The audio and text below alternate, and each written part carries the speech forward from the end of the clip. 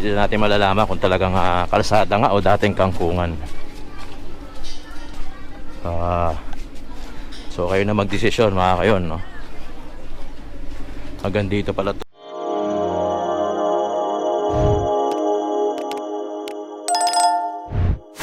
February 3 mga kayon, massive clearing operation. Kasama natin ang demolition team, pati na rin ang mga ibang departamento ng engineering department. Inilaan itong araw na to, February 3, para sa Paseco clearing operation. Pati MTPP, ito walang helmet. Wala ring helmet. Sige na.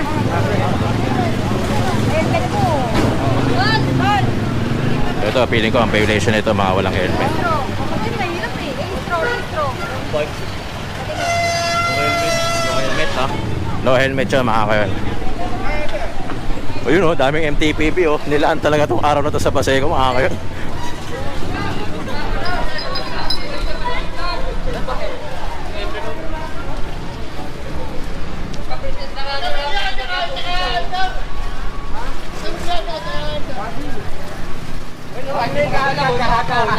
Kapit dito.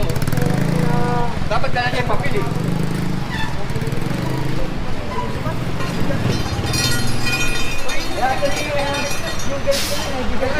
Paseco Compound, February 3, araw ng Miyerkules dito sa Pilipinas.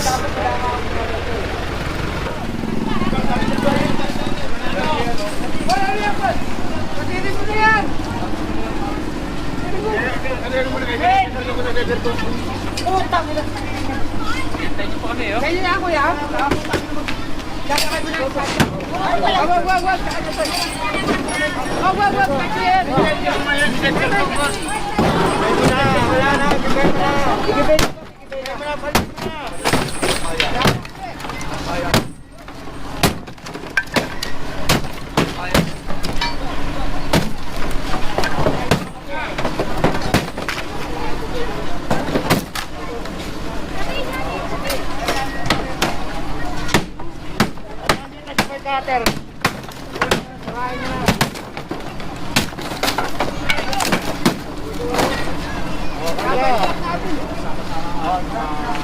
Mga kayon, ito yung vlog natin na nag-comment si Josephine Saing na Road 12 nga daw. Ito yung mga kawayan.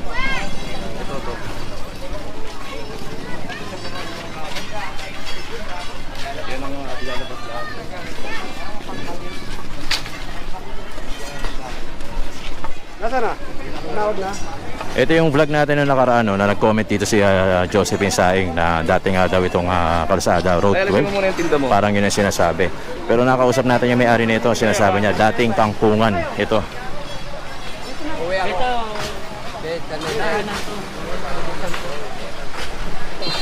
Kung niyo matatandaan, nag-comment sa atin si Josephine, Engineer Saing, hawak niya itong District 5. Itong Paseco is District 5. Sinasabi nga niya na ito ay dating kalsada rin. Ang sinasabi naman ng may-ari, ito ay dating kangkungan. No, nakausap natin yung may-ari nito.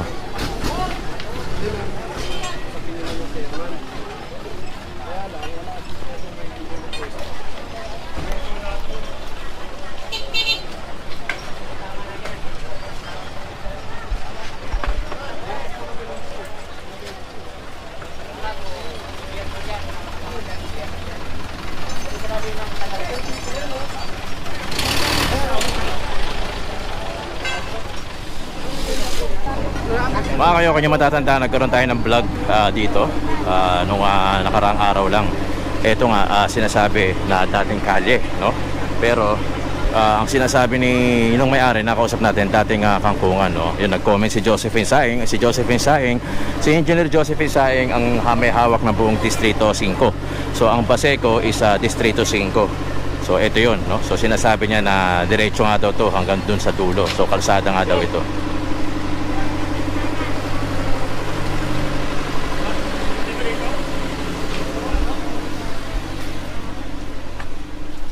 Hindi natin malalaman kung talagang kalsada nga o dating kangkungan. So kayo na magdesisyon mga kayon, no? Hanggang dito pala to sa dulo. Kayo na ang bahala mag-desisyon yan.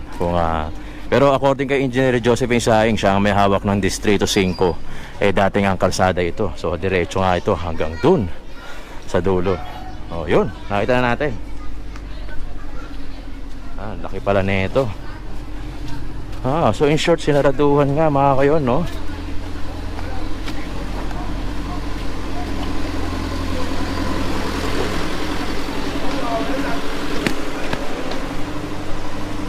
So hinihintay lang yung may-ari para makausap ito. Isa mo sigarilyo, dire-diretso na. So yun yung sinasabi ni Engineer Josephine Saing na may hawak ng Distrito 5 na ang tawag nga dito ay Dubai Road. Yan yun. So okay, hinihintay lang yung may-ari mga kayon. Ang gusto kasi na may-ari mga kayon, ang gusto kasi na may-ari, bigyan sila ng malilipatan. Yung tawag ko eh. So hinihintay yung may-ari sa pagdating. So mukhang sinaraduhan niya mga kayon kasi malinaw na malinaw yung sa likod na talagang kalsada, no? Dati wala tong bakod mga kayon, ngayon may bakod na. Kuya, sa'yo to, kuya. Dati dito yung barong-barong niya, ma'am eh. Iniba ako ng barong-barong niya.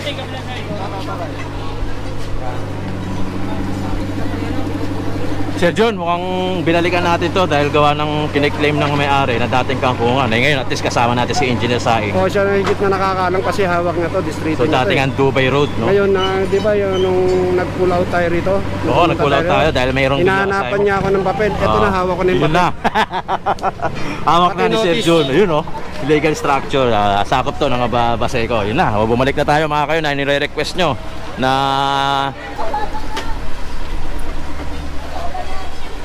pag pinasok mo siya rito mga kayon, medyo mahaba-haba siya yung mga tubo ng tubig, So talagang ito ang nawawalang Dubai Road. Yun,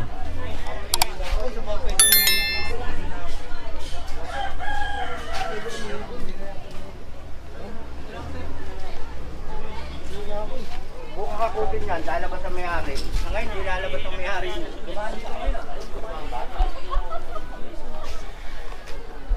So sinasabi ni Engineer Saing na meron nga daw subdivision doon sa may dulo, which is Dubai subdivision, kaya tinawag niyang Dubai Road. Ito, actually malapad, malapad yung kalsada, no? Sabay. Malapad nga yung kalsada, no? Wala, di na mga alis-alis ng kalsada. Ito po, aalisin na po ata, pahintay lang yung mga truck na pumasok. Ang lawak na ito mga kayo. Kaso sarado na rito, merong maliit, parang iskinita na lang natira.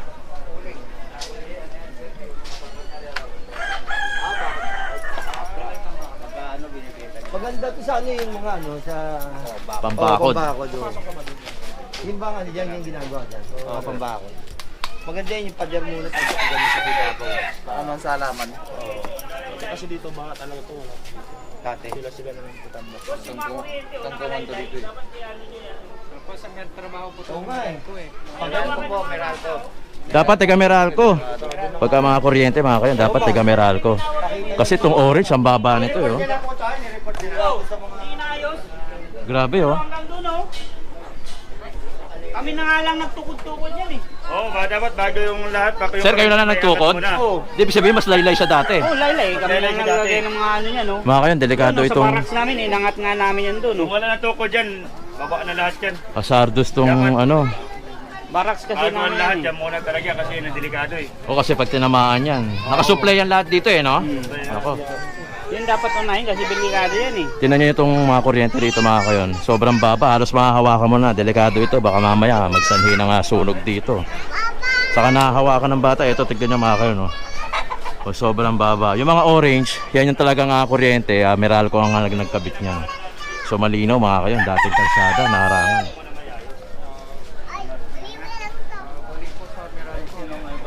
Sir, ito dati matagal na ba to? Matagal na yan. Matagal na yan. May ilang taon na? 20? Pa ako nakatira dito, ganyan. Ganyan na rin. Yan na yan. Baka magtapos na ngayon mga kayon. Hintay lang natin yung utos ni Engineer Saing. Sayang kasi yung kalsada, malawak pa naman. Ang tinira lang ito, parang iskinita. Ito lang yung tinirang daanan, Hintayin natin si Engineer Saing, pati yung may-ari. Para kahit pa paano transparent naman. Tingnan natin kung anong ginagawa nila dito mga kayon. Ayun. Ayun na, mukhang makakakuti na nga mga kayon. May daan, di ba? May daan. May daan, may daan. Sabi rin ng mga ano doon, dating kalsada talaga. Ilang daan? Sala.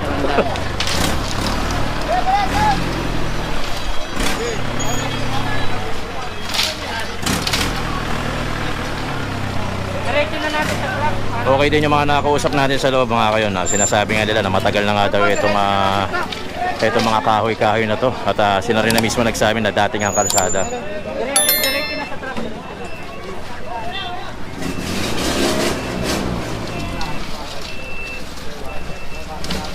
Diretso na para wala kang ano, guwapo.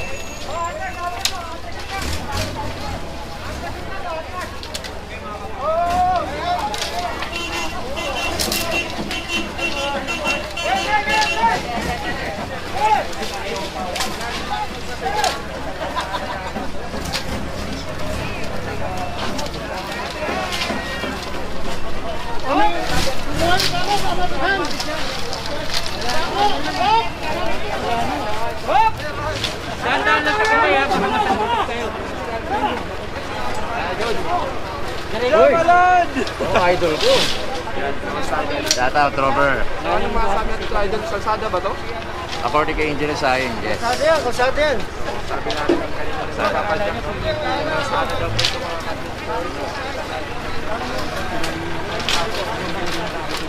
Walang wangkas ito. Para hindi ka masabot.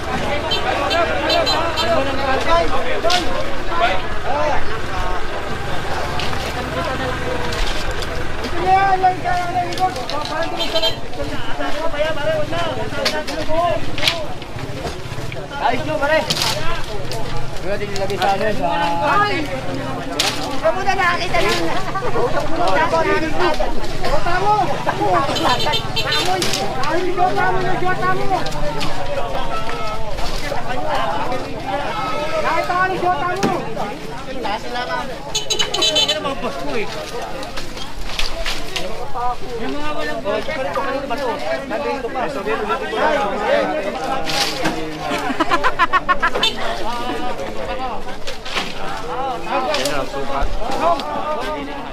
Mga kayon, ito yung kaganapan dito sa may Dubai Road, ang nawawalan Dubai Road. So, ito na yung mga nahakot.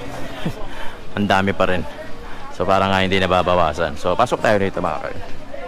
So, tinignan natin sa likod kanina, no, sa prior video ng part natin, sa prior part ng video natin, nakita natin kung hanggang saan at kung gaano kalapad yung nasasakop na itong kahoy na to. So, parang nagre-request pa ng ibang truck para maikarga yung mga iba naman. No?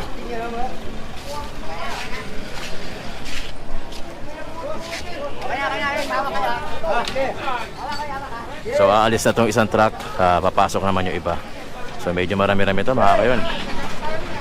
Hanggang loob pa ito. So antabayan natin kung ano yung mga susunod. Mamaya kung makakapanayam natin yung may-ari, kung hindi pa tayo aalis, puntahan natin. Okay mga kayon, babalikan natin yung kahoy kasi pinapautos ni Sir Enteng Vicente na ikutan ulit yung dinaanan natin. So kaya ikutan natin ulit. Okay, next episode na tayo mga kayon. Maraming salamat po.